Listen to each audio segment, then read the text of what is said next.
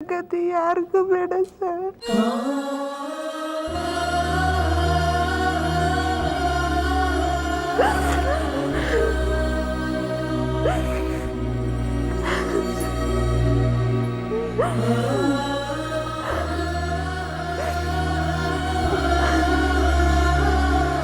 ಬಾಸಾಯಕ ಹೆಣ್ಣು ಮಗಳು ಅವಳ ಕಣ್ಣೀರು ಹಾಕೊಂಡು ಹೇಳ್ತಾಳೆ ಅಂತ ಹೇಳಿದ್ರೆ ಈ ಸಮಾಜ ಹತ್ತಿ ಹೊಡೆದೋಗ್ಬೇಕು.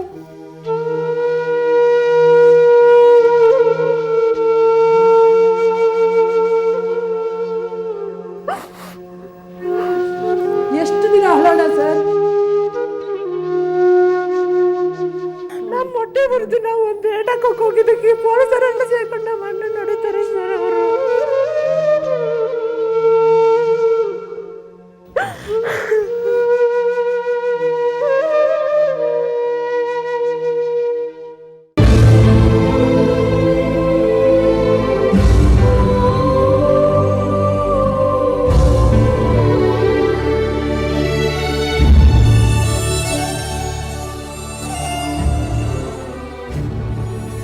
ಕರಾಳ ಕರ್ನಾಟಕ ವಿಶೇಷ ಕಾರ್ಯಕ್ರಮಕ್ಕೆ ಬ್ರೇಕ್ ನಂತರ ಮತ್ತೊಮ್ಮೆ ಸ್ವಾಗತ. ಬೆಂಗಳೂರಿನ ಬಾಣಸವಾಡಿಯಲ್ಲಿ ಇನ್ನೊಂದು ಅತ್ಯಾಚಾರ ಮತ್ತು ಕೊಲೆ ಪ್ರಕರಣ ನಡೆದಿದೆ ಅನ್ನುವಂಥ ವರದಿಗಳು ಬರ್ತಾ ಇದೆ.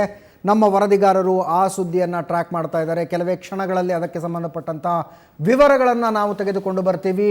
ಗಣ್ಯ ಅತಿಥಿಗಳ ಜೊತೆ ಚರ್ಚೆ ಮಾಡ್ತಾ ಇದ್ವಿ. ಇವೆಲ್ಲದಕ್ಕೂ ಸಮಾಜದಲ್ಲಿ ಫುಲ್ ಸ್ಟಾಪ್ ಇಡೋದಕ್ಕೆ ಸಾಧ್ಯನೇ ಆಗೋದಿಲ್ವಾ ಅನ್ನುವಂಥದ್ದು. ಇದಕ್ಕೆ ಸಂಬಂಧಪಟ್ಟಂತೆ 2-3 ದಿನಗಳ ಹಿಂದೆ ಶಾಸಕ ರಮೇಶ್ ಕುಮಾರ್ ಅವರು ವಿಧಾನಸೌಧದಲ್ಲಿ ಮಾತನಾಡಿದಂಥ ಒಂದು ಮಾತು ನೆನಪಾಗುತ್ತೆ. ಅತ್ಯಾಚಾರಿಗಳನ್ನು ಗುಂಡಿಟ್ಟು ಕೊಲ್ಲಿ ಅನ್ನುವಂಥದ್ದು. ಒಂದು ಡೆಮೊಕ್ರೆಟಿಕ್ ಸಮಾಜದಲ್ಲಿ ಆ ಮಾತು ತುಂಬ ಹಿಂಸಾತ್ಮಕ ಅಂತ ಅನ್ನಿಸಬಹುದು. ಎನ್ಕೌಂಟರ್ ಅನ್ನುವಂಥದ್ದು ಒಬ್ಬ ಪೊಲೀಸ್ ಅಧಿಕಾರಿ ಆರೋಪಿಯಿಂದ ಅಥವಾ ಕ್ರಿಮಿನಲ್ನಿಂದ ದಾಳಿಗೊಳಗಾದಂಥ ಸಂದರ್ಭದಲ್ಲಿ ತಾನು ತನ್ನ ಪ್ರಾಣ ರಕ್ಷಣೆಗೆ ಮಾಡುವಂಥ ಕೆಲಸ, ತನ್ನ ಪ್ರಾಣವನ್ನು ಉಳಿಸಿಕೊಳ್ಳೋದಕ್ಕೋಸ್ಕರ ಗುಂಡು ಹಾರಿಸುವ ಮೂಲಕ ಕ್ರಿಮಿನಲ್ನನ್ನು ಕೊಂದು ಹಾಕಲಾಗುತ್ತೆ. ಆದರೆ ಇಂಥ ಸಂದರ್ಭಗಳಲ್ಲಿ ಅವುಗಳ ಅವಶ್ಯಕತೆ ಇದೆ ಅನ್ನುವಂಥ ಮಾತನ್ನು ರಮೇಶ್ ಕುಮಾರ್ ಅವರು ಹೇಳಿದರು. ನಾನಾಗಲೇ ಹೇಳಿದ ಹಾಗೆ ಪ್ರಾಣ ರಕ್ಷಣೆಗಾಗಿ ಮಾತ್ರ ಒಬ್ಬ ಪೊಲೀಸ್ ಅಧಿಕಾರಿ ಆ ಕೆಲಸವನ್ನು ಮಾಡಬಹುದು. ಒಬ್ಬ ಡ್ರೆಡೆಡ್ ಕ್ರಿಮಿನಲ್ ತಪ್ಪಿಸಿಕೊಂಡು ಹೋಗೋದಕ್ಕೆ ಪ್ರಯತ್ನಿಸಿದಂಥ ಸಂದರ್ಭದಲ್ಲಿ ಎನ್ಕೌಂಟರ್ನಂಥ ಕೆಲಸಗಳನ್ನು ಮಾಡಬಹುದು. ನಮ್ಮ ಜೊತೆ ನಿವೃತ್ತ ಹಿರಿಯ ಪೊಲೀಸ್ ಮಹಾನಿರ್ದೇಶಕರಾದ ಶಂಕರ್ ಬಿದ್ರಿ ಅವರಿದ್ದಾರೆ. ನಮಗೆ ನೆನಪಿದೆ ಅವರ ಕಾಲಘಟ್ಟದಲ್ಲಿ ನಡೆದಂಥ ಅಂಥ ಕೆಲವು ಪ್ರಕರಣಗಳ ಬಗ್ಗೆ. ಶಂಕರ್ ಬಿದ್ರಿ ಅವರೇ, ನಾನು ನಿಮ್ಮನ್ನು ಕೇಳೋದಕ್ಕೆ ಬಯಸ್ತೀನಿ. ನೀವು ಕಮಿಷನರ್ ಆಗಿದ್ದಂಥ ಸಂದರ್ಭದಲ್ಲಿ ಕ್ರಿಮಿನಲ್ಗಳು ಪೊಲೀಸರ ಮೇಲೆ ದಾಳಿ ಮಾಡಿದಂಥ ಪ್ರಕರಣಗಳು ಹೆಚ್ಚಾಗಿದ್ವಾ ಅಥವಾ ತಪ್ಪಿಸಿಕೊಂಡು ಓಡೋದಕ್ಕೆ ಪ್ರಯತ್ನಿಸಿದಂಥ ಪ್ರಕರಣಗಳು ಹೆಚ್ಚಾಗಿದ್ವಾ? ಆ ಕಾರಣಕ್ಕಾಗಿ ಎನ್ಕೌಂಟರ್ಗಳು ನಡೀತಿದ್ವಾ ಅಂತ ಈಗ ನಡೀತಾನೆ ಇಲ್ವಾ? ಕ್ರಿಮಿನಲ್ಗಳು ನಾವು ಇದ್ದಾಗ ನಮ್ಮ ಕೈ ಕೆಳಗಿನ ಅಧಿಕಾರಿಗಳಿಗೆ ನಿರ್ಭೀತಿಯಿಂದ ಕೆಲಸ ಮಾಡಲಿಕ್ಕೆ ಹೇಳಿದ್ವಿ. ದಂಡ ಪ್ರಕ್ರಿಯಾ ಸಂಹಿತೆ ಇಂಡಿಯನ್ ಪಿನಲ್ ಕೋಡ್ ಸೆಕ್ಷನ್ 102 ಪ್ರಕಾರ ಆತ್ಮರಕ್ಷಣೆಗೆ ನಮ್ಮ ಅಧಿಕಾರಿಗಳಿಗೆ ಪೂರ್ತಿ ಅಧಿಕಾರ ಇದೆ. ನೀವು ಯಾರಿಗೂ ಹೆದರ್ಕೋಬೇಕಾಗಿಲ್ಲ. ಯಾರಾದರೂ ತಪ್ಪು ಮಾಡಿದರೆ, ನಿಮ್ಮ ಮೇಲೆ ಹಲ್ಲೆ ಮಾಡಿದರೆ ನೀವು ನಿರ್ದಾಕ್ಷಿಣ್ಯವಾಗಿ ಕಾನೂನು ಪ್ರಕಾರ ಅವಶ್ಯವರು ಬಲ ಪ್ರಯೋಗ ಮಾಡಿ ಅಂತ ಆದೇಶ ಕೊಟ್ಟಿದ್ವಿ. ಅದರಿಂದ ಆಗಿದ್ದಾವೆ. ಆದರೆ ಒಂದು ವಿಷಯ ಏನಪ್ಪ ಅಂತಂದರೆ, ಸನ್ಮಾನ್ಯ ಶ್ರೀ ರಮೇಶ್ ಕುಮಾರ್ ಅವರು ಹೇಳಿರ್ತಕ್ಕಂಥದ್ದು ಅವರ ಆಕ್ರೋಶದ ವನ್ನು ವ್ಯಕ್ತಪಡಿಸಿದ್ದಾರೆ ಅವರಷ್ಟೇ. ಇದೇ ಪ್ರಕಾರ ಪಂಡಿತ್ ಜವಾಹರ್ಲಾಲ್ ನೆಹರು ಅವರು 1952ರಲ್ಲಿ ಕೆಂಪುಕೋಟೆಯಿಂದ ಭಾಷಣ ಮಾಡಿದಾಗ ಹೇಳಿದರು ಏನಂದರೆ, the smugglers and black marketeer should be hanged from the nearest lamp post ಅಂತ. It is only a expression of their expression of their acute concern for a evil practice. ಆದ್ದರಿಂದ ಅದನ್ನು ನಾವು ಭಾಳ ಇದನ್ನು ಮಾಡ್ಕೋಬಾರ್ದು, ಬಟ್ ಅದನ್ನು ಗಂಭೀರವಾಗಿ ಪರಿಗಣಿಸ್ತಕ್ಕಂಥ ಪ್ರಯತ್ನ ಮಾಡಬೇಕು. ಬಟ್ ಈಗ ಏನಂದರೆ, ಸುಮ್ಮನೆ ಹರಿಕತೆ ಮಾಡಿ ಇದನ್ನು ಎಳ್ಕೊತ ಹೋಗೋದ್ರಾಗೇನೂ ಅರ್ಥ ಇಲ್ಲ. ಸರ್ಕಾರ ಏನು ಕ್ರಮ ಕೈಗೊಳ್ಳಬೇಕು, ಸರ್ಕಾರದ ಕ್ರಮದಲ್ಲಿ ಕೆಲವು ಪರಿಮಿತ ಕ್ರಮ ಇದ್ದಾವೆ. ಏನು, ಪೊಲೀಸ್ ವ್ಯವಸ್ಥೆಯನ್ನು ನಿರ್ಭೀತಿಯಿಂದ ಕೆಲಸ ಮಾಡೋಕ್ಕೆ ಬಿಡಬೇಕು. ಈ ಪ್ರಕರಣಗಳಿಗೆ ಸ್ಪೆಷಲ್ ಕೋರ್ಟ್ ಮಾಡಬೇಕು. ಮತ್ತು ಇಂಥ ಅಮಾನವೀಯ ಪೈಶಾಚಿಕ ಪ್ರಕರಣಗಳಲ್ಲಿ ಸ್ಪೆಷಲ್ ಪಬ್ಲಿಕ್ ಪ್ರಾಸಿಕ್ಯೂಟರ್ ಮತ್ತು ಅದೆಲ್ಲದರ ಜೊತೆ ಮಹಿಳಾ ಮತ್ತು ಮಕ್ಕಳ ಕಲ್ಯಾಣ ಇಲಾಖೆ ಅನ್ನುವಂಥದ್ದು ಒಂದಿದೆ. ಅದಕ್ಕೊಬ್ಬರು ಸಚಿವರಿದ್ದಾರೆ. ನನಗೆ ನೆನಪಾಗುವಂಥದ್ದು ಸರ್, ಮಹಿಳಾ ಮತ್ತು ಮಕ್ಕಳ ಕಲ್ಯಾಣ ವಿಚಾರ ಬಿಟ್ಬಿಡಿ.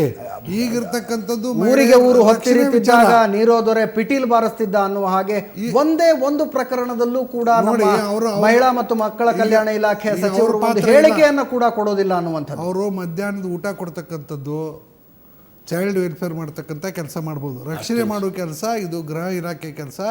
ಸುಮ್ಮನೆ ನಾವು ಮಹಿಳಾ ಮತ್ತು ಮಕ್ಕಳ ಕಲ್ಯಾಣ ಇಲಾಖೆಯನ್ನು ಚಿತ್ರದಲ್ಲಿ ತರೋದು ಅಲ್ಲ, ತಪ್ಪಾಗುತ್ತೆ. ಒಂದಷ್ಟು ಪ್ರಶ್ನೆಗಳನ್ನ ಕೇಳ್ತೀವಿ ಸರ್. ಉಮಾಶ್ರೀ ಅವರಿಗೆ ಕೆಲವೊಂದಷ್ಟು ಪ್ರಶ್ನೆಗಳನ್ನ ಕೇಳ್ತೀವಿ ಈ ಸಂದರ್ಭದಲ್ಲಿ. ಈಗ ನೀವು ಹೇಳಿದ್ರಿ, ಈಗ ರಮೇಶ್ ಕುಮಾರ್ ಅವ್ರು ಮಾತಾಡಿದ್ರು ಅಥವಾ ಎಲ್ಲರೂ ಉದ್ವೇಗದಲ್ಲಿ ಮಾತಾಡ್ಬೋದು. ನಮ್ಮ ನ್ಯಾಯಾಂಗ ವ್ಯವಸ್ಥೆಯಲ್ಲಿ ಏನಿದೆ ಆ ದ್ವಿಮುಖ ನೀತಿ ಇದೆ ನೋಡಿ. ಈ ಶಿಕ್ಷೆಯ ಬಗ್ಗೆ ನಿರ್ಭಯ ಪ್ರಕರಣದ ನಂತರ ರೇಪುಗಳಲ್ಲಿ ಮರಣದಂಡನೆ ಅಂತ ಇನ್ನೂ ಬಂತು. ಆ ಪ್ರಕರಣದಲ್ಲಿ ಶಿಕ್ಷೆ ಆಗಿಲ್ಲ. ವಿಚಾರಣೆ ಮಾಡಿ ಮರಣದಂಡನೆ ಆದಂತ ಕೇಸನ್ನ ತಿರ್ಗಾ ನಮ್ಮದೇ ವ್ಯವಸ್ಥೆಯಲ್ಲಿ ಅವರಿಗೆ ಜೀವಾವಧಿ ಶಿಕ್ಷೆ ಕನ್ವರ್ಟ್ ಮಾಡ್ತೀವಿ. ನಮ್ಮದೇ ವ್ಯವಸ್ಥೆಯಲ್ಲಿ ಈ ದೇಶದ ಪ್ರಧಾನಮಂತ್ರಿಯನ್ನು ಕೊಂದವರಿಗೆ ನಾವು ಮರಣದಂಡನೆ ಕೊಟ್ಟಿರೋರು ಈಗ ಬಿಡುಗಡೆ ಮಾಡಬೇಕು ಅಂತ ಹೊರಟಿದ್ದೀವಿ. ಇದು ಏನಾಗ್ತದೆ, ಈ ಅಪರಾಧ ಲೋಕದಲ್ಲಿ ಇರೋರಿಗೆ ಅವ್ರಿಗೆ ಅದು ಶುಭ ಸುದ್ದಿ, ರಾಂಗ್ ಹೌದು, ಜನಗಳಿಗೆ ಇದು ಕೆಟ್ಟ ಸುದ್ದಿ. ಇದಾಗಬಾರ್ದು. ಈ ದ್ವಂದ್ವ ನೀತಿಗಳು ಹೋದಾಗಲೇ ಶಂಕರ್ ಬಿದ್ರಿ ಅವರು ಹೇಳ್ತಾ ಇದ್ರು, ಮಹಿಳಾ ಮತ್ತು ಮಕ್ಕಳ ಕಲ್ಯಾಣ ಸಚಿವರು ಮಧ್ಯಾಹ್ನದ ಬಿಸಿಯೂಟ ಕೊಡೋದರ ಬಗ್ಗೆ ಮಾತ್ರ ತಲೆ ಕೆಡಿಸಿಕೊಳ್ಳೋದಕ್ಕೆ ಸಾಧ್ಯ. ಸಂಪೂರ್ಣ ಜವಾಬ್ದಾರಿ ಗೃಹ ಇಲಾಖೆಯ ಮೇಲಿರುತ್ತೆ ಇಂಥ ಪ್ರಕರಣಗಳನ್ನು ತಡೆಯೋದಕ್ಕೆ ಅಂತ. ಆದರೆ ಒಬ್ಬ ಸೆನ್ಸಿಬಲ್ ಅಂತ ಅನ್ನಿಸಿಕೊಂಡಿರುವಂಥ, ಸಂವೇದನಾಶೀಲರು ಅನ್ನಿಸಿಕೊಂಡಿರುವಂಥ ಒಬ್ಬ ಮಹಿಳೆ ಆ ಇಲಾಖೆಯನ್ನು ಹ್ಯಾಂಡಲ್ ಮಾಡ್ತಾ ಇರುವಂಥ ಸಂದರ್ಭದಲ್ಲಿ ಇಂಥ ಘಟನೆಗಳು ನಡೆದಾಗ ಅವರೊಂದು ಸಲ ಸ್ಥಳಕ್ಕೆ ಹೋಗಬೇಕು, ಅನ್ಯಾಯಕ್ಕೀಡಾದಂಥ ಕುಟುಂಬಕ್ಕೆ ಸಾಂತ್ವನ ಹೇಳಬೇಕು, ಅವ್ರಿಗೊಂದು ಧೈರ್ಯ ತುಂಬಬೇಕು, ನಿಮ್ಮ ಪರವಾಗಿ ಸರ್ಕಾರ ಇರುತ್ತೆ, ಧೈರ್ಯವಾಗಿರಿ ಅನ್ನುವಂಥ ಭರವಸೆಯ ಮಾತುಗಳನ್ನ ಆಡಬೇಕು ಅಂತ ಜನ ನಿರೀಕ್ಷೆ ಮಾಡ್ತಾರೆ. ಬಿದ್ರೆ ನಾನು ಮಾತಾಡ್ತೀನಿ, ಉಮಾಶ್ರೀ ಅವರಿಗೆ ನೇರವಾಗಿ ಸುವರ್ಣ ನ್ಯೂಸ್ ಕೆಲವು ಪ್ರಶ್ನೆಗಳನ್ನ ಹಾಕ್ತಾ ಇದೆ. ನಾನು ಹೊರಟು ಬಿಡ್ತೀನಿ. ಸಮಸ್ಯೆ ಏನು ಅನ್ನೋದು ಸೆಗ್ರಿಗೇಟ್ ಮಾಡಿ. ಈಗ ನಾವು ಬೇರೆ ವಿಚಾರಗಳ ಬಗ್ಗೆ ಮಾತಾಡಿ ಪ್ರಯೋಜನ ಇಲ್ಲ. ಒಂದು ಆಗಿರ್ತಕ್ಕಂಥ ಘಟನೆಗಳ ಬಗ್ಗೆ ಏನು ಕ್ರಮ ಕೈಗೊಳ್ಳಲಿಕ್ಕೆ ಸಾಧ್ಯ ಇದೆ. ಎರಡನೇದು, ಈ ಘಟನೆಗಳನ್ನು ತಡೆಗಟ್ಟುವ ವಿಧಾನಗಳು ಯಾವುವು, ಇಮಿಡಿಯೇಟ್ ಈಗ ಹಾಲಿ ಇರ್ತಕ್ಕಂಥ ಕಾನೂನಲ್ಲಿ ತಗೊಳ್ಬೇಕಾದಂಥ ಕ್ರಮ ಯಾವುದು, ಇನ್ನು ಲಾಂಗ್ ಟರ್ಮ್ ಕ್ರಮಗಳು ಯಾವುವು, ಅದನ್ನು ನಾವು ಕಾನ್ಸಂಟ್ರೇಟ್ ಮಾಡಿದರೆ ನಮ್ಮ ಚರ್ಚೆ ಹೆಚ್ಚು ಫಲಪ್ರದ ಆಗುತ್ತೆ ಅಂತೇಳಿ ನಾನು ನಿಮ್ಮಿಂದ ಎಸ್ ಸರ್, ಧನ್ಯವಾದಗಳು ಶಂಕರ್ ಬಿದ್ರಿ ಸರ್, ಸುವರ್ಣ ನ್ಯೂಸ್ ಸ್ಟುಡಿಯೋದ ಚರ್ಚೆಯಲ್ಲಿ ಭಾಗವಹಿಸಿದ್ದಕ್ಕೆ. ಮಹಿಳಾ ಮತ್ತು ಮಕ್ಕಳ ಕಲ್ಯಾಣ ಸಚಿವರಿಗೆ ಸುವರ್ಣ ನ್ಯೂಸ್ ಕೆಲವೊಂದಷ್ಟು ಪ್ರಶ್ನೆಗಳನ್ನು ಕೇಳುತ್ತೆ. ಗೃಹ ಸಚಿವರ ಸ್ಥಾನದಲ್ಲಿ ನಿಂತು ನೀವು ಪೊಲೀಸರ ಮೇಲೆ ಆ್ಯಕ್ಷನ್ ತಗೊಳ್ಳಿ ಅನ್ನುವಂಥ ನಿರೀಕ್ಷೆಗಳು ಈ ರಾಜ್ಯಕ್ಕೆ ಖಂಡಿತವಾಗಿಯೂ ಇಲ್ಲ. ಆದರೆ ಕೊನೆ ಪಕ್ಷ ಒಬ್ಬ ಸೆನ್ಸಿಬಲ್ ಮಹಿಳೆಯಾಗಿ ಅತ್ಯಾಚಾರದಂಥ ಪ್ರಕರಣಗಳು ನಡೆದಾಗ, ಮಕ್ಕಳ ಮೇಲೆ ಅತ್ಯಾಚಾರದಂಥ ಪ್ರಕರಣಗಳು ನಡೆದಂಥ ಸಂದರ್ಭದಲ್ಲಿ ನೀವು ಸ್ಥಳಕ್ಕೆ ಭೇಟಿಯನ್ನು ಕೊಡಬೇಕು. ಆ ಇಡೀ ಕುಟುಂಬ ದೊಡ್ಡ ಮಟ್ಟದ ಶಾಕ್ನಲ್ಲಿರುತ್ತೆ. ನಿಮ್ಮಂಥವರು ಹೋಗಿ ಅವರ ಬೆಂಬಲದ ಮಾತನಾಡಿದಂಥ ಸಂದರ್ಭದಲ್ಲಿ ಅವರಿಗೆ ಒಂದು ನೈತಿಕ ಸ್ಥೈರ್ಯ ಬರುತ್ತೆ. ಅಂಥ ಕುಟುಂಬದ ಮೇಲೆ ಸಮಾಜದ ಒತ್ತಡ ತುಂಬ ಇರುತ್ತೆ. ಸಮಾಜದಲ್ಲಿರುವಂಥ ಪುಡಿ ರಾಜಕಾರಣಿಗಳು ಅವರ ಮೇಲೆ ಒತ್ತಡವನ್ನು ತರ್ತಾ ಇರ್ತಾರೆ, ರಾಜಿ ಸಂಧಾನಗಳನ್ನು ಮಾಡಿಕೊಳ್ಳೋದಕ್ಕೆ. ಅದಕ್ಕೀಡಾಗದಂತೆ ನೋಡಿಕೊಳ್ಳುವ ಜವಾಬ್ದಾರಿ ಕೂಡ ನಿಮ್ಮ ಮೇಲಿರುತ್ತೆ. ನೀವು ಇನ್ನೂವರೆಗೂ ಎಷ್ಟು ಇಂಥ ಕುಟುಂಬಗಳನ್ನು ಭೇಟಿಯಾಗಿದ್ದೀರಿ, ಯಾರಿಗೆ ಸಾಂತ್ವನವನ್ನು ಹೇಳಿದ್ದೀರಿ? ಉಮಾಶ್ರೀ ಅವರೇ, ಒಬ್ಬ ಸಚಿವೆಯಾಗಿ ನಿಮ್ಮ ಜವಾಬ್ದಾರಿ ಅಲ್ವಾ ಇದು? ಒಬ್ಬ ಸಚಿವೆಯಾಗಿ ನೊಂದ ಮನೆಯವರ ಕಣ್ಣೀರು ಒರೆಸೋ ಜವಾಬ್ದಾರಿ ನಿಮ್ಮದು. ಯಾರ ಕಣ್ಣೀರು ಒರೆಸಿದ್ದೀರಿ ನೀವು? ಯಾವ ಅತ್ಯಾಚಾರಿಗೆ ಶಿಕ್ಷೆ ಕೊಡೋದಕ್ಕೆ ನೀವು ಪ್ರಾಮಾಣಿಕವಾಗಿ, ಶಿಕ್ಷೆ ಕೊಡಿಸೋದಕ್ಕೆ ಪ್ರಾಮಾಣಿಕವಾಗಿ ನೀವು ಪ್ರಯತ್ನ ಪಟ್ಟಿದ್ದೀರಿ? ಮಹಿಳಾ ಮತ್ತು ಮಕ್ಕಳ ಕಲ್ಯಾಣ ಸಚಿವೆಯಾಗಿರುವ ನಿಮ್ಮಿಂದ ಯಾರ ಕಲ್ಯಾಣ ಆಗಿದೆ?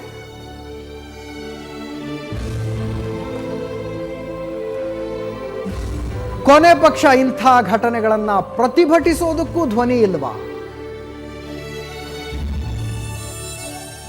ಯಾವ ಪುರುಷಾರ್ಥಕ್ಕಾಗಿ ನೀವು ಮಹಿಳಾ ಕಲ್ಯಾಣ ಸಚಿವೆಯಾಗಿದ್ದೀರಿ?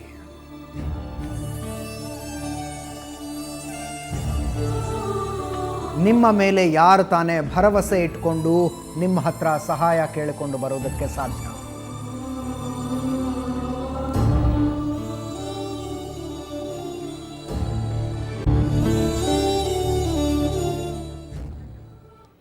ಇಂಥ ಪ್ರಶ್ನೆಗಳನ್ನು ಉಮಾಶ್ರೀ ಅವ್ರ ಹತ್ರ ನಿರಂತರವಾಗಿ ಕೇಳೋ ಪ್ರಯತ್ನ ಮಾಡ್ತಾ ಇದ್ದೀವಿ. ಇದು ಮೊದಲನೇದಲ್ಲ, ಇವತ್ತು ಮಾತ್ರ ಕೇಳ್ತಿದ್ದೀವಿ ಅಂತಲ್ಲ. ಈ ಹಿಂದೆ ಕೂಡ ಈ ರೀತಿಯಾದಂಥ ಘಟನೆಗಳು ನಡೆದಂಥ ಸಂದರ್ಭದಲ್ಲಿ ಇದರ ಬಗ್ಗೆ ಉಮಾಶ್ರೀ ಅವರು ಏನು ಹೇಳ್ತಾರೆ ಅನ್ನುವಂಥ ಕುತೂಹಲ ನಮ್ಮದು. ಆದರೆ ಈ ಪ್ರಶ್ನೆಗಳು ಅವರ ತನಕ ತಲುಪೋದೇ ಇಲ್ಲ. ಸದನದಲ್ಲಿ ಕೂಡ ತಮ್ಮ ಪಾಡಿಗೆ ತಾವು ತಮ್ಮದೇ ಲೋಕದಲ್ಲಿ ಮುಳುಗಿರ್ತಾರೆ ನಮ್ಮ ಮಹಿಳಾ ಮತ್ತು ಮಕ್ಕಳ ಕಲ್ಯಾಣ ಸಚಿವೆ. ಗಮನದಲ್ಲಿ ಇಟ್ಕೊಂಡು ನಾನು ಹೇಳಿದೆ, ಸರ್ ಎಸ್ ಟಿಗೆ ಹೈಯೆಸ್ಟ್ ಮಾರ್ಕ್ಸ್ ಬರುತ್ತೆ, ನಮಗೆ ಅವಕಾಶ ಸಿಗೋದಿಲ್ಲ, ನೀವು ಅದನ್ನು ರದ್ದು ಮಾಡಬೇಕು, ಜನರಲ್ ಕ್ಯಾಟಗರಿಗೆ ತರಬೇಕು ಅಂತಕ್ಕಂಥ ಒಂದು 8ನೇ ಕ್ಲಾಸಿನ ಹೆಣ್ಣು ನನಗೆ ಪ್ರಶ್ನೆ ಕೇಳ್ತು ಆ ಸಂವಾದದಲ್ಲಿ. ನೀವು ಇದಕ್ಕೆ ನಮ್ಮ ಮೆರಿಟ್ ಇದ್ದವರಿಗೆ ಅನ್ಯಾಯ ಆಗುತ್ತೆ ಅಂತ ಮಾತನ್ನು ಹೇಳಿದೆ. ಆ ಸಂದರ್ಭದಲ್ಲಿ ನಾನು ಒಂದು ಮಾತನ್ನು ಹೇಳಿದೆ, ಅಮ್ಮ ನೀನು ತುಂಬ ಚಿಕ್ಕವಳು, ಇದು. ಇನ್ನು ಮಹಿಳಾ ಮತ್ತು ಮಕ್ಕಳ ಕಲ್ಯಾಣ ಸಚಿವೆ ತಮ್ಮ ಪಾಡಿಗೆ ತಾವು ಸದನದಲ್ಲಿ ಪುಸ್ತಕ ಓದೋದ್ರಲ್ಲಿ ಬ್ಯುಸಿಯಾಗಿದ್ದರು. ಕೊನೆ ಪಕ್ಷ ಒಂದು ಹೇಳಿಕೆಯನ್ನು ಕೊಡಬಹುದಾಗಿತ್ತು. ಇದನ್ನು ಖಂಡಿಸಿ ತಮ್ಮ ಇಲಾಖೆ ಇದೆಲ್ಲವನ್ನು ತಡೆಗಟ್ಟುವ ನಿಟ್ಟಿನಲ್ಲಿ, ತಡೆಗಟ್ಟೋದಕ್ಕಾಗದೇ ಇದ್ದರೆ ನೊಂದವರ ಕಣ್ಣೀರು ಒರೆಸೋ ನಿಟ್ಟಿನಲ್ಲಿ ಏನು ಮಾಡ್ತಾ ಇದೆ, ಏನು ಮಾಡೋ ಉದ್ದೇಶ ಇಟ್ಕೊಂಡಿದೆ ಅನ್ನೋದರ ಬಗ್ಗೆ 4 ಮಾತುಗಳನ್ನಾದರೂ ಹೇಳಬಹುದಾಗಿತ್ತು ಉಮಾಶ್ರೀ ಅವರು. ಅದನ್ನು ಕೂಡ ಮಾಡಲಿಲ್ಲ. ಇನ್ನು ಸಚಿವೆ ಹೀಗಾದರೆ ಮುಖ್ಯಮಂತ್ರಿಗಳಿಗೂ ಕೂಡ ತಮ್ಮದೇ ಲೋಕ. ಸದನದಲ್ಲಿ ಹೆಚ್ಚುತ್ತಿರುವ ಮಹಿಳೆಯರ ವಿರುದ್ಧದ ಪ್ರಕರಣಗಳ ಬಗ್ಗೆ, ಹೆಚ್ಚುತ್ತಿರುವ ಮಹಿಳೆಯರ ವಿರುದ್ಧದ ದೌರ್ಜನ್ಯ ಪ್ರಕರಣಗಳ ಬಗ್ಗೆ ಚರ್ಚೆ ನಡೀತಾ ಇದ್ದರೆ ಮುಖ್ಯಮಂತ್ರಿ ಸಿದ್ದರಾಮಯ್ಯನವರು ನಿದ್ದೆಗುಂಗಿನಲ್ಲೇ ಇದ್ದರು. ನಮ್ಮ ಮಹಿಳೆಯರ ಬಗ್ಗೆ ದೌರ್ಜನ್ಯ ಮಾಡ್ತಾ ಇರುವಂಥ ಪ್ರಕರಣಗಳು ಬೆಳಕಿಗೆ ಬಂದಿರುವಂಥದ್ದಿದೆ. ಬೆಳಕಿಗೆ ಬರೆದಿರುವಂಥದ್ದು ಅದು ಇನ್ನೆಷ್ಟಿದೆಯೋ ಗೊತ್ತಿಲ್ಲ. ನಾನು ಕೇವಲ ಒಂದು ವಾರದ್ದು 10 ದಿನದ್ದು ಹೇಳ್ತಾ ಇದ್ದೇನೆ. ಇದು ಕಾರಣ ಏನು ಅಂತ ನಾವು ಹುಡುಕಬೇಕಾಗಿದೆ. ಈ ರೀತಿ ಘಟನೆಗಳು ನಡೆಯೋದಕ್ಕೆ ಕಾರಣ ಏನು? ಈಗ ನೋಡಿ 17 ಪ್ರಕರಣಗಳು ನಮ್ಮ ಮಹಿಳೆಯರ ಬಗ್ಗೆ ದೌರ್ಜನ್ಯ. ಮುಖ್ಯಮಂತ್ರಿಗಳ ಸ್ಥಿತಿ ಇದಾಯಿತು, ಮಹಿಳಾ ಮತ್ತು ಮಕ್ಕಳ ಕಲ್ಯಾಣ ಸಚಿವೆಯರ ಸ್ಥಿತಿ ಇದಾಯಿತು. ಗೃಹ ಸಚಿವರು ಏನೇನೋ ಮಾಡ್ತೀವಿ ಅಂತ ಹೇಳ್ತಾ ಇದ್ದಾರೆ. ಅದರಿಂದ ಪರಿಣಾಮ ಎಷ್ಟರ ಮಟ್ಟಿಗೆ ಆಗುತ್ತೆ ಅನ್ನೋದು ಗೊತ್ತಿಲ್ಲ. ನಿವೃತ್ತ ಹಿರಿಯ ಪೊಲೀಸ್ ಅಧಿಕಾರಿ BK ಶಿವರಾಮ್ ಅವ್ರ ಜೊತೆ ನಾವು ಚರ್ಚೆಯನ್ನು ನಡೆಸ್ತಾ ಇದ್ವಿ. ಶಿವರಾಮ್ ಅವರು ನಿನ್ನೆ BB ಅಶೋಕ್ ಕುಮಾರ್ ಅವ್ರಿಗೂ ಕೂಡ ಒಂದು ಪ್ರಶ್ನೆಯನ್ನು ನಾವು ಕೇಳಿದ್ದೆ. ಹಿಂದಿನ ದಿನಗಳಲ್ಲಿ ನಾವು ನೋಡ್ತಾ ಇದ್ವಿ, ಒಬ್ಬ ರೌಡಿಯನ್ನು ಪೊಲೀಸರು ನಟ್ಟ ನಡು ರಸ್ತೆಯಲ್ಲಿ ಹೊಡೆದು ಜನರೆದುರಿಗೆ ಮೆರವಣಿಗೆ ಮಾಡಿಕೊಂಡು ಹೋಗ್ತಾ ಇದ್ದಂಥ ದೃಶ್ಯಗಳನ್ನು ನಾವು ನೋಡ್ತಾ ಇದ್ವಿ. ಈತ ತುಂಬ ದೊಡ್ಡ ರೌಡಿ ಏನಲ್ಲ, ನಾಳೆ ದಿನ ಇವನು ಬಂದು ಹೆದರಿಸಿದರೆ ನೀವು ಹೆದರಬೇಕಾಗಿಲ್ಲ ಅನ್ನೋ ಮೆಸೇಜನ್ನು ಪಾಸ್ ಮಾಡ್ತಾ ಇದ್ರು ಅದರ ಮೂಲಕ. ಇವತ್ತು ಪೊಲೀಸರು ಒಬ್ಬ ರೇಪಿಸ್ಟನ್ನು ಕೂಡ ಅಂಥದ್ದೊಂದು ಶಿಕ್ಷೆಗೆ, ಸಾರ್ವಜನಿಕ ಶಿಕ್ಷೆಗೆ, ಒಂದು ಸೋಷಿಯಲ್ ಹ್ಯೂಮಿಲಿಯೇಷನ್ಗೆ ಒಳಗಾಗಿಸುವಂಥ ಸ್ಥಿತಿಲಿಲ್ವಾ ಅಂತ ನೋಡಿ. ಕಾನೂನುಬದ್ಧವಾಗಿ ಮಾತಾಡಬೇಕಾದ್ರೆ ಅದಿಲ್ಲ. ಈಗ ನಾವು ವಿಧಾನಸಭೆಯಲ್ಲಿ ಏನು ಚರ್ಚೆ ಆಗ್ತಾ ಇತ್ತೋ ಅದನ್ನು ಗಮನದಲ್ಲಿ ಇಟ್ಕೊಂಡಾಗ ಉದ್ವೇಗಕ್ಕೊಳಗಾಗಿ ಮಾತಾಡುವಂಥ ಎಲ್ಲ ರಾಜಕಾರಣಿಗಳು ಮಾತಾಡಿದ್ದಾರೆ. ಮಾತಾಡುವಾಗ ನೀವು ಒಂದು ಗಮನಿಸಬೇಕು, ಅವರೆಲ್ಲರಿಗೂ ಒಂದು ಇದರ ಬಗ್ಗೆ ಒಂದು ಕಾಳಜಿ ಇತ್ತು. ನೇರವಾಗಿ ಮಾನ್ಯ ಸ್ಪೀಕರ್ ಅವರು ಭಾಳ ನೇರವಾಗಿ ಗೃಹ ಮಂತ್ರಿಗಳಿಗೆ ಒಂದು ಸೂಚನೆ ಕೊಟ್ಟರು. ಆ ಮನೆಗೆ ಭೇಟಿ ನೀಡಿ ಆ ನೊಂದ ಕುಟುಂಬಕ್ಕೆ ನೀವು ಒಂದು ಸಮಾಧಾನ ಹೇಳಿ ಅಂತ. ಅದಕ್ಕಿಂತ ದೊಡ್ಡ ಮಾತು ಆ ವಿಧಾನಸಭೆಯಿಂದ ಬರಲಿಕ್ಕೆ ಸಾಧ್ಯ ಇಲ್ಲ. ಅಂದರೆ ಎಲ್ಲರೂ ಸ್ಪಂದಿಸಿದ್ದಾರೆ. ಆಮೇಲೆ ಏನು ಅಲ್ಲಿ ಉದ್ವೇಗಕ್ಕೊಳಗಾಗಿ ಮಾತಾಡ್ತಾರಲ್ಲ, ಗುಂಡಿಗೆ ಕೊಲ್ಲಬೇಕು, ಹೊಡೆದು ಇವ್ರನ್ನ ಬಲಿ ಹಾಕಬೇಕು ಅಂತ, ಇದೆಲ್ಲ ಸಾಧ್ಯ ಇಲ್ಲ. ಯಾಕೆ ಸಾಧ್ಯ ಇಲ್ಲ ಅಂದರೆ ಈಗ ಕಾನೂನಿನಲ್ಲಿ ಅಡಿಯಲ್ಲಿ ಈಗ ಅರಿವು ಇರಬೇಕಾಗ್ತದೆ. ಕಾನೂನಿನ ಅರಿವು ನಾವು ಈ ಸಂಬಂಧಪಟ್ಟ ಇಲಾಖೆಯಲ್ಲಿ ಕೆಲಸ ಮಾಡುವಾಗ ನಮಗೆ ಗೊತ್ತಾಗ್ತಾ ಬರ್ತದೆ. ಕಾನೂನಿನ ಅರಿವು ಅಂದ್ರೇನು?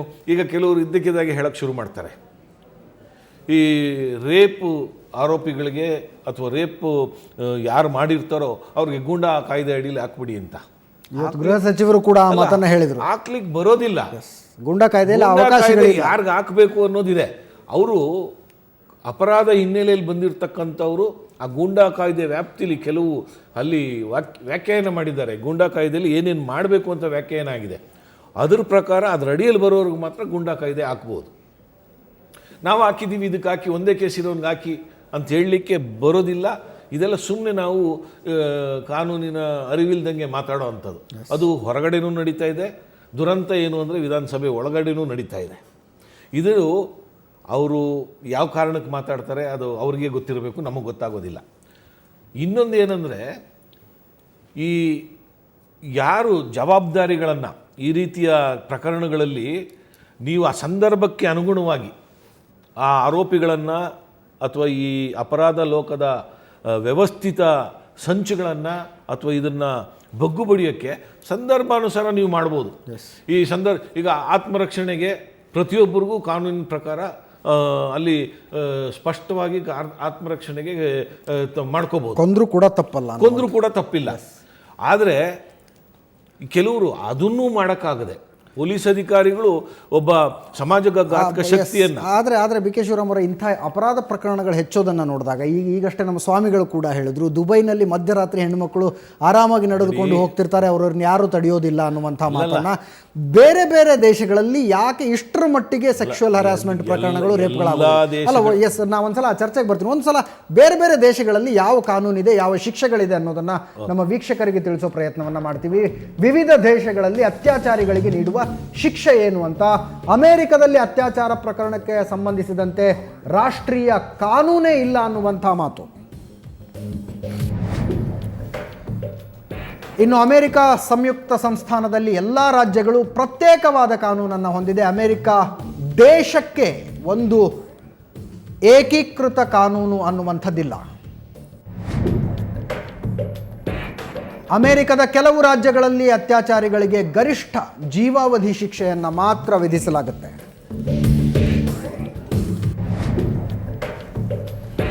ಇನ್ನು ಸೌದಿ ಅರೇಬಿಯಾ, ಇರಾನ್ ಸೇರಿದಂತೆ ಮುಸ್ಲಿಂ ರಾಷ್ಟ್ರಗಳಲ್ಲಿ ಅತ್ಯಾಚಾರದ ವಿರುದ್ಧ ಅತ್ಯಂತ ಕಠಿಣ ಕಾನೂನುಗಳಿರುವಂಥದ್ದು.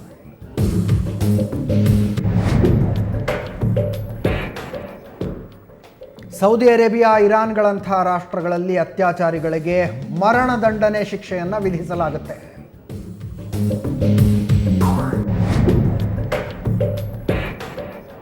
ಅತ್ಯಾಚಾರದ ಬಗ್ಗೆ ಬಹಿರಂಗ ಹೇಳಿಕೆ ನೀಡುವ ಮಹಿಳೆಯನ್ನ ಕೂಡ ಶಿಕ್ಷೆಗೆ ಒಳಪಡಿಸುವಂತಹ ಕಾನೂನುಗಳು ಕೆಲವು ರಾಷ್ಟ್ರಗಳಲ್ಲಿರುವಂಥದ್ದು.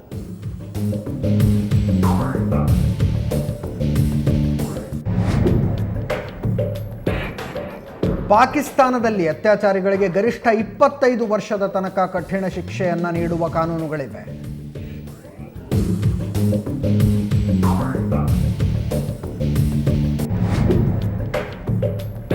ಇನ್ನು ಫ್ರಾನ್ಸ್ನಲ್ಲೂ ಅತ್ಯಾಚಾರವನ್ನ ತುಂಬ ಗಂಭೀರವಾಗಿ ಪರಿಗಣಿಸಲಾಗುತ್ತೆ. ಗರಿಷ್ಠ 20 ವರ್ಷದ ತನಕ ಶಿಕ್ಷೆ ಇರುವಂಥದ್ದು. Russia, Spain, Italy, Brazil, Switzerland, ಚೀನಾಗಳಲ್ಲಿ ಗರಿಷ್ಠ 10 ವರ್ಷ ಜೈಲು ಶಿಕ್ಷೆ.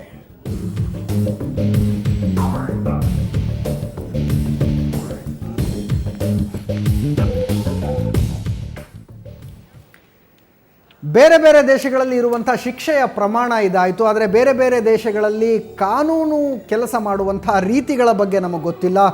ಅಲ್ಲೂ ಕೂಡ ನಮ್ಮಲ್ಲಿರುವ ಹಾಗೆ ಅತ್ಯಾಚಾರದ ಪ್ರಕರಣಗಳು 6 ವರ್ಷ 7 ವರ್ಷ ನಡೀತಾನೇ ಇರ್ತವೋ ಹೇಗೆ? ಅತ್ಯಾಚಾರಕ್ಕೀಡಾದಂಥ ಯುವತಿ ಈ ಕೇಸಿನ ಸಹವಾಸನೆ ಸಾಕು ಅಂತ ತನ್ನ ಪಾಡಿಗೆ ತಾನು ಮನೆಯಲ್ಲಿ ಉಳಿಯುವ ನಿರ್ಧಾರಕ್ಕೆ ಬಂದು ಅದರಿಂದ ಅತ್ಯಾಚಾರ ಮಾಡಿದಂಥವನು ಸೇಫ್ ಆಗಿ ತನ್ನ ಮನೆಯನ್ನು ಸೇರಿಕೊಳ್ತಾನ? ಈ ಎಲ್ಲ ಪ್ರಶ್ನೆಗಳಿಗೂ ಉತ್ತರ ಹುಡುಕುವಂಥ ಪ್ರಯತ್ನ ಮಾಡ್ತೀವಿ. ಅದಕ್ಕಿಂತ ಮುಂಚೆ ಒಂದು ಸಣ್ಣ ಬ್ರೇಕ್. ಆಶ್ಚರ್ಯ ಆಗುತ್ತೆ ಬೆಂಗಳೂರಲ್ಲಿ ಈ ಥರ ಎಲ್ಲ ನಡೀತಾ ಇದೆ ಅಂತ. ಬಟ್ ಏನಂದರೆ ಇದರಲ್ಲಿ ಎಲ್ಲ ನಮ್ಮ ಪೊಲೀಸವರು ಪೊಲಿಟಿಷಿಯನ್ಸ್ ಇನ್ವಾಲ್ವ್ ಆಗಿರೋದೇ ಒಂದು ದೊಡ್ಡ ದುರಂತ. ಎಲ್ಲರೂ ಸೇಫ್ ಆಗಿರೋದಕ್ಕೆ ಎಲ್ಲರೂ ಸಹಕಾರ ಮಾಡಬೇಕು. ಬಟ್ ನಾವು ಹೆಣ್ಮಕ್ಳನ್ನೇ ದೂರ್ತೀವಿ, ನೀವು ಈ ಥರ ಡ್ರೆಸ್ ಮಾಡ್ಕೋಬಾರ್ದು, ಈ ಥರ ಹಂಗೆ, ಅದೆಲ್ಲ ತಪ್ಪದು. ನಾವು ಫ್ರೀಡಮ್ ಕೊಟ್ಟ ಮೇಲೆ ಹೆಂಗೆ ಬೇಕಿದ್ರು ಇರ್ಬೋದು, ಅದಕ್ಕೆ ನಾವು ಸೇಫ್ಟಿ ಪ್ರೊವೈಡ್ ಮಾಡಬೇಕು. ಬಟ್ ಇದು ಆಗ್ತಿರೋದೆಲ್ಲ ತುಂಬ ದುರಂತ. ಇನ್ನೊಂದು ಏನಂದರೆ ಅಸಹ್ಯವಾದ ವಿಷಯ ಅಂದರೆ ನಮ್ಮ ರಾಜಕೀಯ ವ್ಯಕ್ತಿಗಳು ಪ್ಲಸ್ ಪೊಲೀಸವರೇ ಇನ್ವಾಲ್ವ್ ಆಗ್ತಿರೋದು. ಒಂಥರ ಸಾಮಾನ್ಯ ಜನರು ಏನೂ ಮಾಡೋಕ್ಕಾಗಲ್ಲ. ಅವರೇ ಅಂತ ಹೈ ಪೊಸಿಷನಲ್ಲಿ ಇದ್ದವ್ರು ಹಂಗೆ ಮಾಡಿದಾಗ ಏನೂ ಮಾಡೋಕ್ಕಾಗಲ್ಲ. ಸೊ ಇದಕ್ಕೆ ಖಂಡಿತವಾಗ್ಲೂ ಏನಾದರೂ ಒಂದು ಸ್ಟ್ರಿಕ್ಟಾಗಿರೋ ಒಂದು ರೂಲ್ ತರಲೇಬೇಕು. ಹೌದಲ್ಲ, ಬೆಂಗಳೂರಲ್ಲಿ ಇವಾಗ ನಡೀತಾ ಇರೋ ಇದು ಅಂದರೆ ಸೇಫೇ ಇಲ್ಲ. ಇವಾಗ ನಡೀತಾ ಇರೋ ಸ್ಕೂಲ್ ಮಕ್ಕಳನ್ನ ರೇಪ್ ಮಾಡ್ತಾರೆ, ಇದು ರಾತ್ರಿ ಏನು ಸೇಫ್ಟಿನೇ ಇಲ್ಲ. ಸೊ ಸೇಫ್ಟಿ ಮೆಜರ್ಸೇ ತೊಗೋಬೇಕು. ಆಮೇಲೆ ಮನೆಯವ್ರೂ ತೊಗೋಬೇಕು. ಎಲ್ಲರೂ ಇವಾಗ ಸೇಫ್ಟಿ ಮೆಜರ್ಸ್ ತೊಗೊಳ್ಳೋವಂಥ ಪರಿಸ್ಥಿತಿ ಬಂದಿದೆ. ಬೇರೆ ದಾರಿ ಇಲ್ದಲೇ ಸೇಫ್ಟಿ ಮೆಜರ್ಸ್ ತೊಗೊಳ್ಳೇಬೇಕು. ಬ್ಯಾಂಗ್ಳೂರ್ ಒಂದು ಗ್ರೀನ್ ಸಿಟಿ. ಎಲ್ಲ ಜನ ಇದು ಸೇಫೆಸ್ಟ್ ಸಿಟಿ ಅಂದ್ಕೊಂಡು ಬರ್ತಾರೆ. ಯಾಕಂದರೆ ಸುನಾಮಿ ಆಗುತ್ತೆ ಅಂತ ಸಮುದ್ರಗಳಿಲ್ಲ. ಆ್ಯಂಡ್ ಎಲ್ಲ ಕಡಿಮೆ ಆಗೋದು ನಮ್ಮ ಬ್ಯಾಂಗ್ಳೂರಲ್ಲೇ, ಟಚ್ ವುಡ್ ಅಂತ ಅಂದ್ಕೊಳ್ತೀನಿ ನಾನು. ಬಿಕಾಸ್ ಇಂಥ ಒಂದು ಎಲ್ಲರೂ ಅಷ್ಟೇ, ನಾನು ಬ್ಯಾಂಗ್ಳೂರಿಗೆ ಬರಬೇಕು ಹೊರದೇಶಗಳಿಂದ ಬರ್ತಾರೆ ಬ್ಯಾಂಗ್ಳೂರಲ್ಲಿ ಸ್ಟೇ ಆಗೋಕ್ಕೆ. ಬಟ್ ಆದರೆ ನಮ್ಮ ಜನ ಏನು ತಪ್ಪಾಗ್ತಿದೆ ಗೊತ್ತಾಗ್ತಿಲ್ಲ. ಆದರೆ ಹೆಣ್ಮಕ್ಳಿಗೆ ಒಂಚೂರು ಸೇಫ್ಟಿ ಸಿಗ್ತಿಲ್ಲ. ನಿನ್ನೆ ತಾನೇ 10 ರೇಪ್ ಕೇಸಸ್ ಟಿ ವಿಯಲ್ಲಿ ಬರ್ತಿತ್ತು. ಬೇಜಾರಾಗುತ್ತೆ, ತುಂಬ ಬೇಜಾರಾಗುತ್ತೆ ಕೇಳಿದಾಗ. ಯಾಕಂದರೆ ಒಂದು ಇವಾಗ ವುಮೆನ್ ಓರಿಯೆಂಟೆಡ್, ಇವಾಗ ಒಂದು ಗಂಡಸಿಗೆ ಹೇಗಿದೆ ಅಷ್ಟೇ ಒಂದು ಹೆಂಗಸಿಗೆ ಸೊಸೈಟಿಯಲ್ಲಿ ಇಕ್ವಾಲಿಟಿ ಇದೆ ಅಂತ ಹೇಳ್ತಾರೆ, ಅಷ್ಟೇ ಫ್ರೀಡಮ್ ಇದೆ ಅಂತ ಹೇಳ್ತಾರೆ. ಖಂಡಿತ ಇದೆ. ಬಟ್ ಆ ಫ್ರೀಡಮಲ್ಲಿ ಹೆಣ್ಮಕ್ಳು ಮುಂದೆ ಬರೋಕ್ಕೆ ಹಿಗ್ತಾ ಇದ್ದಾರೆ ಬಿಕಾಸ್ ಆಫ್ ಈ ಥರ ಎಲ್ಲ ವಿಕ್ಟಿಮ್ಸ್ ಆಗ್ತಿರೋದ್ರಿಂದ. ಎಲ್ಲರೂ ವಿಕ್ಟಿಮ್ಸ್ ಆಗ್ತಿದ್ದಾರೆ ಬಿಕಾಸ್ ಆಫ್ ಈ ಥರ. ಯಾಕೆ ಈ ಥರ ಎಲ್ಲ ಆಗ್ತಿದೆ, ಯಾಕೆ ಇಷ್ಟೊಂದು ಕ್ರೂರಿ ಆಗ್ತಿದ್ದಾರೆ ಜನ ಅಂತ ತುಂಬ ಬೇಜಾರಾಗುತ್ತೆ. ಆ್ಯಂಡ್ ಯಾಕೆ ನಮ್ಮ ಗೌರ್ಮೆಂಟ್ ಏನು ಆನ್ಸರ್ ತಗೋತಿಲ್ಲ ಇದಕ್ಕೆ, ಲೈಕ್ ಆನ್ಸರ್ ಕೊಡ್ತಿಲ್ಲ, ಯಾಕೆ ನಮ್ಮ ಗೌರ್ಮೆಂಟ್ ಸೈಲೆಂಟ್ ಆಗಿದೆ? ಎಲ್ಲ ಬೇರೆ ಬೇರೆ ದೇಶಗಳಲ್ಲಿ ಬೇರೆ ಬೇರೆ ಥರ ಪನಿಷ್ಮೆಂಟ್ಗಳಿದೆ. ಒಂದ್ಸರಿ ಆ ಥರ ಪನಿಷ್ಮೆಂಟ್ ಕೊಟ್ಟು ನೋಡಿ, ಇಲ್ಲಿ ಖಂಡಿತ ಆ ಥರ ಮತ್ತೆ ಇನ್ನೊಂದ್ಸರಿ ಯಾರೂ ಧೈರ್ಯ ಮಾಡಲ್ಲ. ಮತ್ತೆ ಪದೇ ಪದೇ ಇದೇ ರಿಪೀಟ್ ಆಗ್ತಿದೆ ಅಂದರೆ ಖಂಡಿತ ಎಲ್ಲೋ ಒಂದು ಕಡೆ ಸಲಿಗೆ ಆಗ್ತಿದೆ. ಸಲಿಗೆ ತಗೋತಾ ಇದ್ದಾರೆ. ಎಲ್ಲೂ ಯಾವ ಕಡೆಯಿಂದನೂ ರಿಯಾಕ್ಷನ್ಸ್ ಬರ್ತಿಲ್ಲ ಅಂತ ಸಲಿಗೆ ತಗೊಳ್ತಿರ್ಬೋದು. ಈಗ ನಮ್ಮ ಗೌರ್ಮೆಂಟ್ ನಾವೆಲ್ಲ ಕೈ ಜೋಡಿಸಿ ನಿಂತರೆ ನಮ್ಮ ಗೌರ್ಮೆಂಟ್ ಜೊತೆ ಖಂಡಿತ ಒಂದು ಟಫ್ ವೇಲ್ ನಾವು ಓಡಾಡ್ಬೋದು. ಆ್ಯಂಡ್ ನಮ್ಮ ಸೇಫ್ಟಿಗೆ, ಹುಡುಗಿರ ಸೇಫ್ಟಿಗೆ ಒಂದು ಸ್ಟೆಬಿಲಿಟಿ ಸಿಗುತ್ತೆ ಅಂತ ನಾನು ಅಂದ್ಕೊತೀನಿ. I request the Indian government ಸ್ವಲ್ಪ ಸ್ಟ್ರಿಕ್ಟಾಗಿ ನಮ್ಮ ಸೇಫ್ಟಿ ಬಗ್ಗೆ. ನಮ್ಮ ಮಗು ಬಂದಿರೋ ಗತಿ ಯಾರಿಗೂ ಬೇಡ ಸರ್.